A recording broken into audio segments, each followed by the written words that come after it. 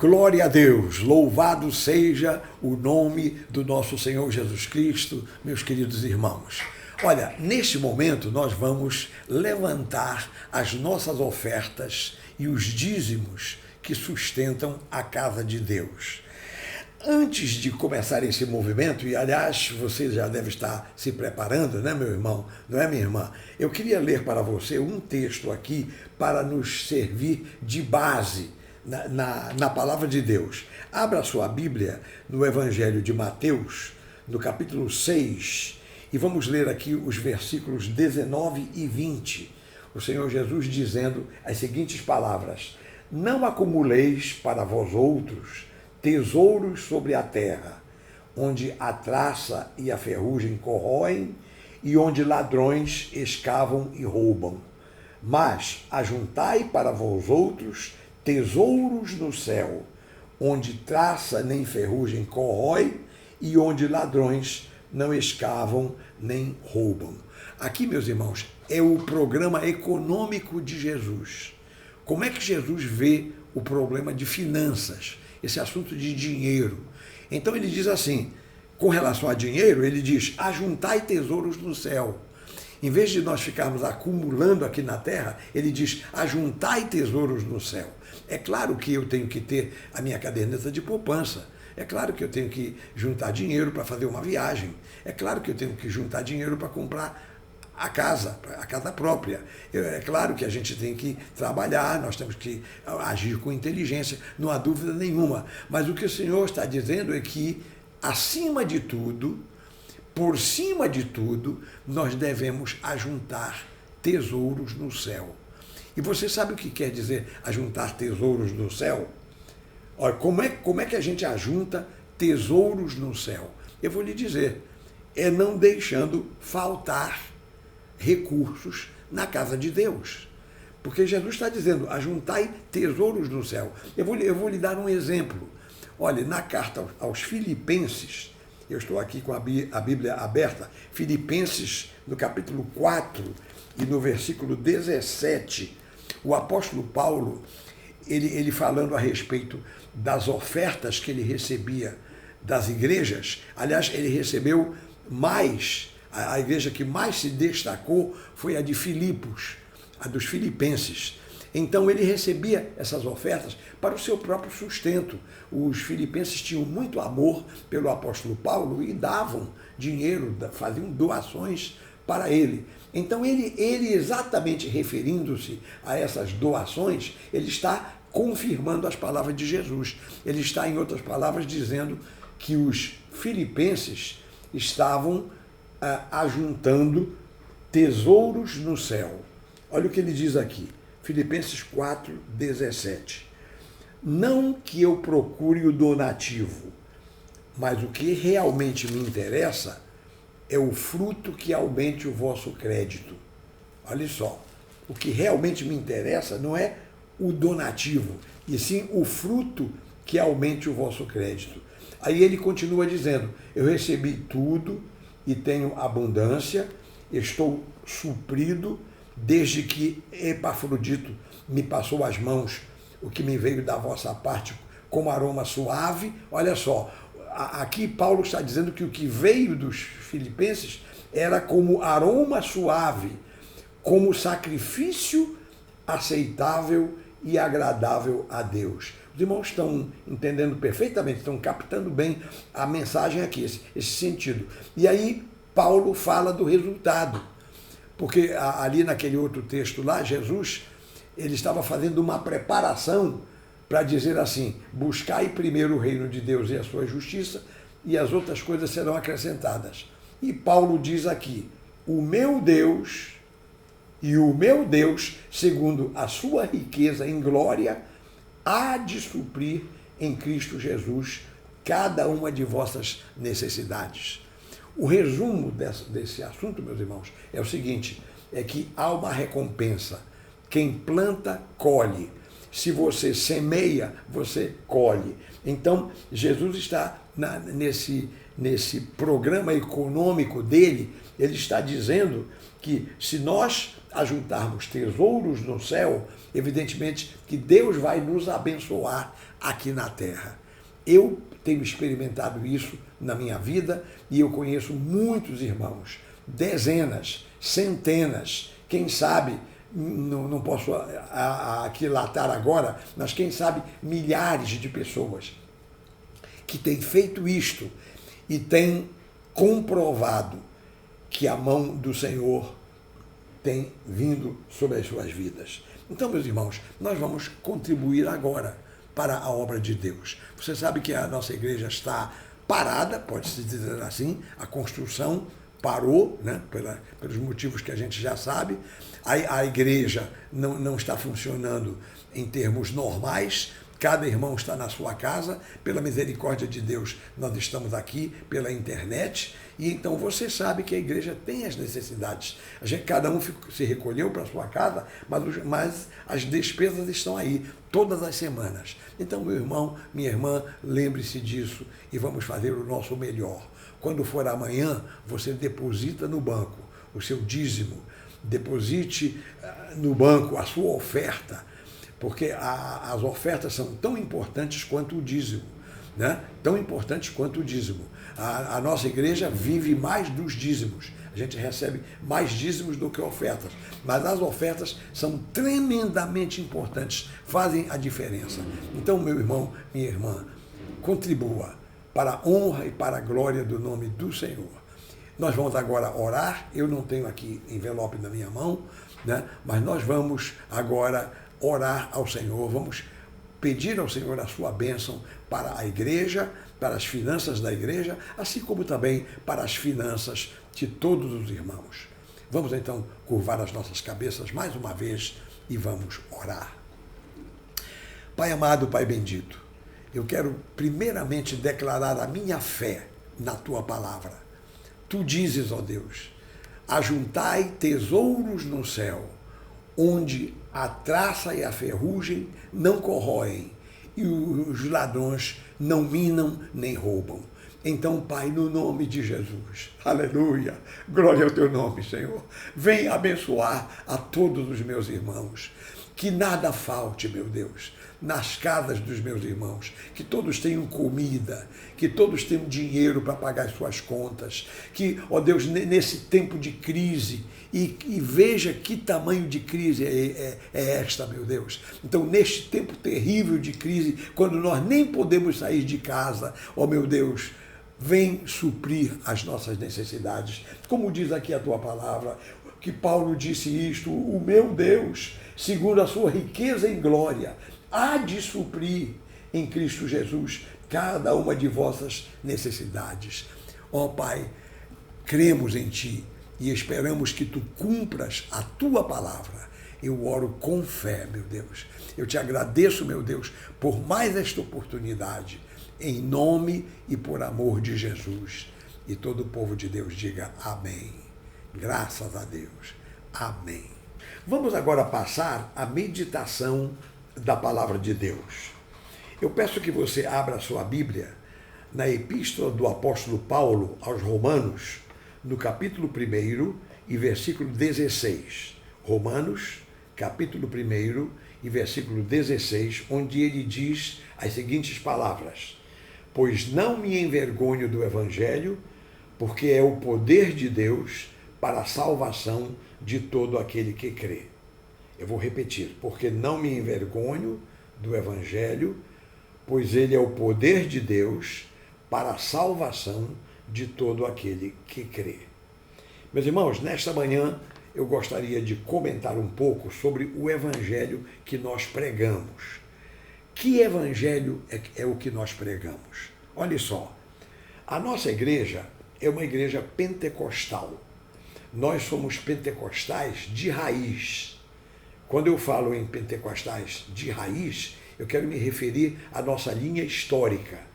Eu entendo que a igreja primitiva, aquela da Bíblia, dos Atos dos Apóstolos, ela era uma igreja pentecostal. Porque nós hoje, pentecostais modernos, nós queremos ter as mesmas coisas que a igreja primitiva tinha. Então foi assim, a linha histórica é essa: igreja primitiva, depois nós entramos ali pelo ano 300 e pouco da era cristã, ali na altura do imperador romano Constantino, a igreja entrou para um período chamado apostasia. E a apostasia durou séculos dominando a igreja. Lá na frente, no século XVI, Martinho Lutero promoveu a reforma protestante. Agora veja bem como é que é a linha histórica. A igreja primitiva, o período da apostasia, depois a reforma. Aí com a reforma foram restaurados aqueles princípios básicos do evangelho que tinham sido esquecidos, para não dizer relegados. Muito bem. Só que Lutero também não reformou tudo. Então faltaram algumas coisas. E então a igreja, embora tenha voltado para a doutrina certa, mas do ponto de vista assim, da praxis, da vida espiritual, a igreja ficou assim um pouco fria, morna, parada. Foi então que Deus planejou promover novamente o derramamento do Espírito Santo. E então, lá nos Estados Unidos, na altura ali do início do século XX, 1903, 1904, por aí, Deus começou a mover as águas. Antes, um pouquinho disso, surgiu o movimento chamado Holiness, o movimento da santidade. Então, esse movimento da santidade predominou entre os metodistas. Então, o próprio João Wesley, ele era um dos participantes do movimento da santidade. O fato é que o movimento da santidade originou o movimento pentecostal. Os primeiros líderes pentecostais, por exemplo, William Seymour, o Dr. Charles Parham e outros, eles todos eram metodistas do movimento da santidade, chamado movimento Holiness, movimento da santidade. E em 1906, a igreja ali de Azusa Street, é uma rua da cidade de Los Angeles, nos Estados Unidos, na Califórnia.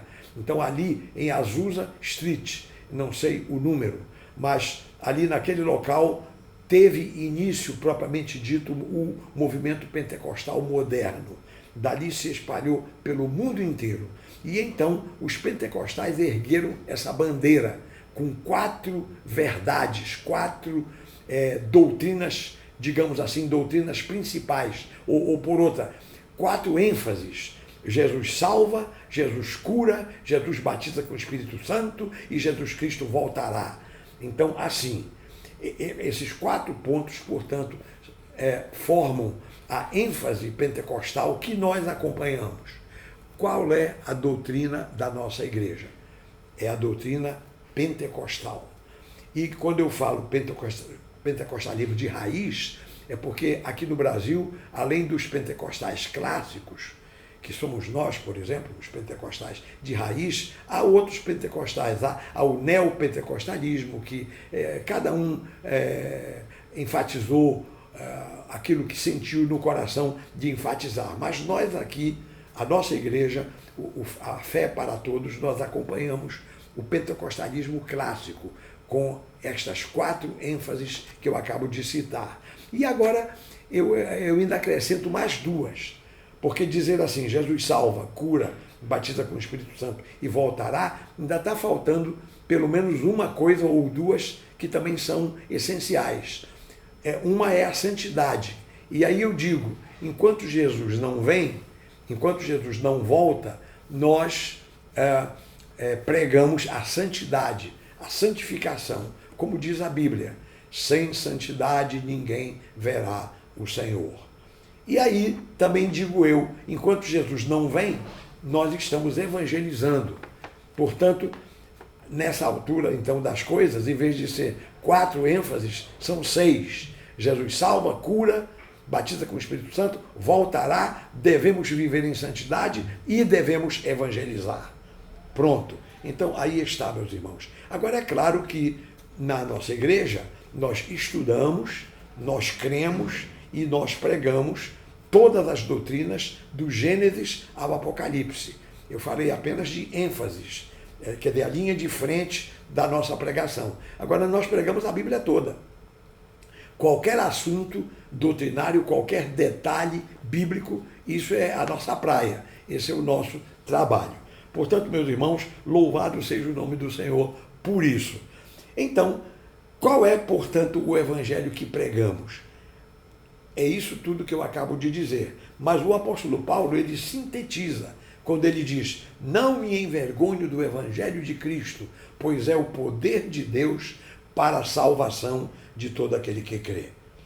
Ora, meus irmãos, nós sabemos que a palavra evangelho significa boas novas de salvação, boas novas de salvação para quem está perdido. O mundo está perdido e o mundo precisa da pregação do evangelho. Então ele diz: não me envergonho. Por que ele diz não me envergonho? Ele diz não me envergonho porque o evangelho é o poder de Deus, é Deus agindo, o evangelho funciona mesmo, porque é Deus que age, é Deus que trabalha. Qualquer pessoa que crer põe em ação o poder de Deus e recebe a salvação. Agora, por que diz primeiro do judeu e também do grego? É porque, de fato, o evangelho começou com os judeus, só que os judeus recusaram Jesus. Os judeus não aceitaram Jesus. Daí que o apóstolo João, lá no evangelho, no seu evangelho, eu estou com a citação aqui, João capítulo 1, versículo 11, ele diz: veio para o que era seu e os seus não o receberam. Pois é, então é isto aí, meus queridos irmãos, meus queridos amigos. O evangelho que nós pregamos é o evangelho primacialmente da salvação. Salvação pela fé em Jesus. Eu gostaria de passar a um outro aspecto muito importante para começar a fechar essa nossa meditação. Olha só, salvação. Como é a salvação? Interessante que, graças a Deus que hoje eu sei, mas desde criança eu sempre tinha aquela curiosidade de saber os detalhes. Como é que Jesus salva? Porque Jesus é o Salvador. Mas como é que ele opera? Como é que, enfim, como é que acontece essa salvação? E então, eu hoje, já homem feito, pastor, eu posso, como pastor, ensinar. Olha, para nós entendermos o plano da salvação, nós temos que entender que ocorrem três coisas. Primeira, houve uma queda. Uma queda. Eu já explico o que é essa queda. Segundo, Deus propiciou um processo chamado expiação para nos salvar. E terceiro, aparecem os agentes críticos da salvação, que são fatores que permitem a operação da salvação. Então, a queda. Qual é a queda? A queda foi o pecado de Adão e Eva. Adão e Eva pecaram contra Deus, e aí o apóstolo Paulo, ele diz, lá na carta aos Romanos, ele diz que assim como por um só homem veio o pecado ao mundo, assim a morte passou a todos os homens, porque todos pecaram. Então, o apóstolo Paulo, ele diz que aquele pecado de Adão não ficou só com ele, passou para toda a humanidade, porque nós, afinal de contas, somos todos descendentes de Adão. Então, essa é a queda. Agora, a expiação. O que é a expiação? Então, meus queridos irmãos, a expiação começamos a entender a questão da expiação, porque a penalidade do pecado era a morte. A Bíblia diz isso. Você se recorda quando Adão e Eva estavam no jardim? Deus disse para o casal: podem comer de todas as árvores do jardim, mas daquela árvore ali, que está no meio do jardim, que se chama a árvore do conhecimento do bem e do mal, dela não comereis, porque no dia em que dela comerdes, certamente morrereis e não vivereis. Com essa determinação, com essa palavra da parte do nosso Deus, ficou determinado que a penalidade da culpa seria a morte. Agora veja bem, a expiação é quando você expia a culpa. Expiação se chama o perdão da culpa, né? O perdão é a expiação. Agora, só que isso é feito pelo cumprimento da pena, ou seja, a morte. E agora note uma coisa curiosa, se toda a humanidade fosse pagar pelo seu pecado, não sobrava ninguém, né? Porque todos pecaram, então todos deveriam morrer. Mas o nosso Deus não queria a humanidade morta, ele queria a humanidade viva, ele queria salvar a humanidade. Portanto, Deus determinou uma outra coisa, é que essa expiação fosse feita de forma substitutiva. A gente chama isso a substituição, que seria consumada por alguém totalmente inocente. Então, uma pessoa inocente iria morrer pelos pecadores, por aqueles que pecaram contra o Senhor. E aí é que entra Jesus. Jesus foi mandado pelo Pai, Deus mandou Jesus ao mundo para ser o Salvador da humanidade. Ele tomou forma humana, ele encarnou, tornou-se homem, semelhante a nós, mas ele não era igual a nós, era semelhante a nós.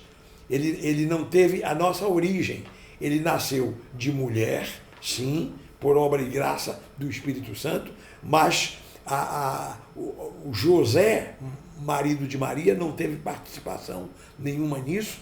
Jesus nasceu de Deus, então foi a semente de Deus pelo Espírito Santo que fecundou no ventre de Maria. E então Jesus, puro e inocente, ele nasceu para salvar a humanidade. Então, essa salvação é alguma coisa assim estupenda, uma coisa maravilhosa da gente estudar, da gente analisar, da gente meditar. Todos os irmãos estão me acompanhando até aqui? Pois é, meus irmãos. Então, é isto. O Evangelho é o poder de Deus para a salvação de todo aquele que crê. A salvação é feita pela expiação, pelo resgate, ou seja, pelo perdão da culpa, pelo cumprimento da pena. Quer dizer, nós fomos perdoados porque a pena de morte foi cumprida na pessoa de Jesus, um inocente. E Deus determinou que fosse assim, porque a humanidade teria que ser salva, a humanidade teria que ser libertada. Deus queria a humanidade viva para poder essa humanidade cumprir os seus planos. Então, que coisa interessante. Você pode meditar melhor nisto, depois que terminar aqui o nosso culto, você pode até conversar com seus familiares sobre essa questão. Como é que foi essa salvação tão bonita, tão maravilhosa, Deus criando uma forma substitutiva. Alguém nos substituiu, morreu na cruz por nós, alguém pagou o preço por nós, o nosso Senhor e Salvador Jesus Cristo. Mas quando se trata de aplicar a salvação assim na prática, então o Evangelho apresenta 6 fatores que contribuem, quer dizer, tem a parte de Deus e tem a parte do homem. Então vamos ver aqui. Por exemplo, o primeiro fator é o sangue de Jesus. Então o apóstolo Pedro, ele diz assim, que não foi mediante coisas corruptíveis, como prata ou ouro, que nós fomos resgatados dos nossos pecados, mas pelo precioso sangue, como de cordeiro, sem defeito e sem mácula, o sangue de Cristo. Nós teríamos que fazer até um estudo sobre essa questão do sangue para a gente entender mais profundamente, porque o sangue verdadeiramente indica que Jesus deu a sua vida. O sangue é a vida, o sangue representa a vida. E então Jesus deu a sua vida por nós, e isso é representado pelo sangue. O apóstolo Pedro fala sobre isso na primeira carta de Pedro, capítulo 1, versículos 18 e 19. Então, o sangue de Cristo é o primeiro fator. O segundo fator, que também faz parte do, digamos assim, do lado de Deus, a nosso favor, é a palavra de Deus, a Bíblia. Né? Diz o apóstolo Paulo em Romanos 10, 17, que a fé vem pela pregação e a pregação pela palavra de Cristo. Quer dizer, a palavra, a Bíblia, ela pregada, ela cria a fé e ela mostra o caminho. Na verdade, a Bíblia é que revela todas essas coisas que nós estamos falando aqui. Então, portanto, a Bíblia é o segundo fator. O terceiro fator é o Espírito Santo, porque se o sangue de Jesus foi derramado e a Bíblia anuncia essa verdade, o Espírito Santo vem e toca no coração do homem. Né? Por isso que Jesus diz em João 16, 7, 8, ele diz: eu vos digo a verdade, que convém que eu vá, para que o Consolador venha para vós outros.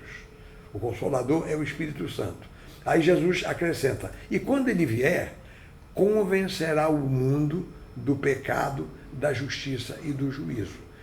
Então, o Espírito Santo faz muitas coisas, mas no tocante à salvação, a obra do Espírito Santo é convencer as pessoas dos seus pecados, convencer as pessoas da sua necessidade, enfim, levar o homem a entender o Evangelho. Então, esse é o trabalho do Espírito Santo. Bom, então esses três primeiros fatores que eu falei é a parte de Deus. Agora entra a nossa parte aqui, que é, no caso, o quarto fator, é o arrependimento. Então, o sangue de Jesus foi derramado, a palavra de Deus é pregada, o Espírito Santo convence o homem, e agora o homem, ouvindo a palavra de Deus, tomando conhecimento do amor de Deus. Então, a primeira reação do homem é se arrepender. É o arrependimento. O arrependimento é uma profunda tristeza que leva o homem a uma decisão e a uma mudança de vida. Nós encontramos o apóstolo Pedro no livro dos Atos dos Apóstolos, capítulo 3 e versículo 19, dizendo: arrependei-vos, pois, e convertei-vos, para serem cancelados os vossos pecados. Então, a entrada para o reino de Deus, a entrada para o Evangelho, começa com o arrependimento da pessoa. Qualquer pessoa que queira servir a Deus, seguir a Deus, se relacionar com Deus, a primeira coisa que tem que fazer é se arrepender dos seus pecados. E aí entra o quinto fator, que é a fé. Quando o homem, o ser humano, se arrepende, então ele junta ao arrependimento a fé. Então, é por isso que o texto áureo da Bíblia diz assim, João capítulo 3, versículo 16. Isso todo o crente que conhece a Bíblia sabe. Né? Deus amou ao mundo de tal maneira que deu o seu Filho unigênito para que todo que nele crê não pereça, mas tenha a vida eterna. Então, esse texto, essa frase, resume o Evangelho completamente. Graças a Deus. E, finalmente, o sexto fator é a confissão. Naturalmente, depois que a pessoa se arrepende, que a pessoa crê em Jesus, então a pessoa confessa os seus pecados, confessa que Jesus é o Salvador, a pessoa reconhece os seus pecados, declara a sua confiança e a sua crença em Jesus. É isso que está escrito aqui na carta de Paulo aos Romanos, no capítulo 10. Você, se tiver na Bíblia, você pode abrir. Romanos capítulo 10, a partir do versículo 9, diz assim o apóstolo Paulo: se com a tua boca confessares Jesus como Senhor, e em teu coração creres que Deus o ressuscitou dentre os mortos, serás salvo.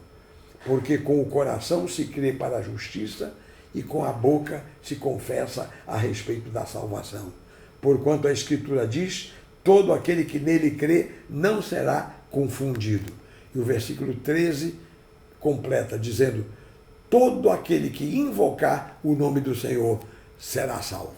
Então, meus queridos, esse é o evangelho que nós pregamos, o evangelho da salvação, o evangelho que diz que o homem está no pecado, afastado de Deus, destituído da graça de Deus, mas que Jesus veio ao mundo para remir o homem, remir a culpa do homem por sua morte na cruz. E então, como é que a pessoa consegue a salvação?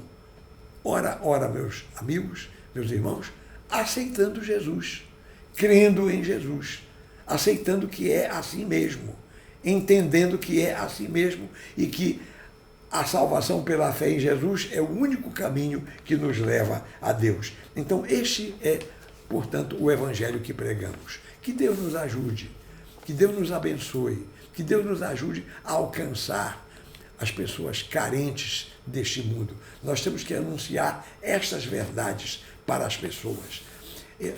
De repente, pode ser que haja entre os meus ouvintes, pessoas que estão me vendo aqui pela internet, de repente há alguém que precisa da salvação. Há alguém que se afastou dos caminhos de Deus ou alguém que até está ouvindo isso pela primeira vez. Eu quero convidar você para orar comigo neste momento. E quero pedir para que todo o povo de Deus que já recebeu a salvação, que você me acompanhe. Então vamos orar agora. Eu vou pedir que essa pessoa que está ouvindo pela primeira vez, que está tomando a decisão, repita esta oração palavra por palavra. Diga assim: Senhor Jesus, eu sou um pecador. Eu me arrependo dos meus pecados. Eu te peço perdão nesta hora. Eu peço que tu salves a minha alma. Senhor Jesus, entra no meu coração e faze de mim uma nova criatura. Meu Deus, eu me entrego a ti, a minha vida, em nome do Pai, do Filho e do Espírito Santo. Amém. Meu querido amigo, minha querida amiga, mediante essas simples palavras, você está começando uma vida nova diante do Senhor. E eu quero pedir a você que fez esta oração, que você entre em contato conosco.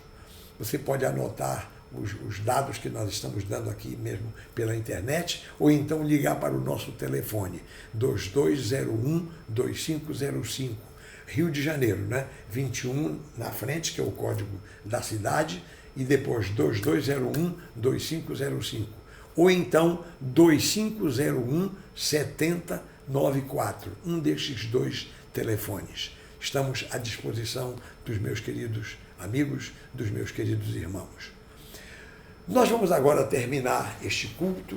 Eu quero agradecer a Deus por tudo o que aconteceu, desde o primeiro minuto até este momento agora. Eu agradeço ao Senhor. Louvado seja Deus. Meus irmãos, vamos erguer as mãos para os céus agora, todo o povo de Deus, e vamos orar.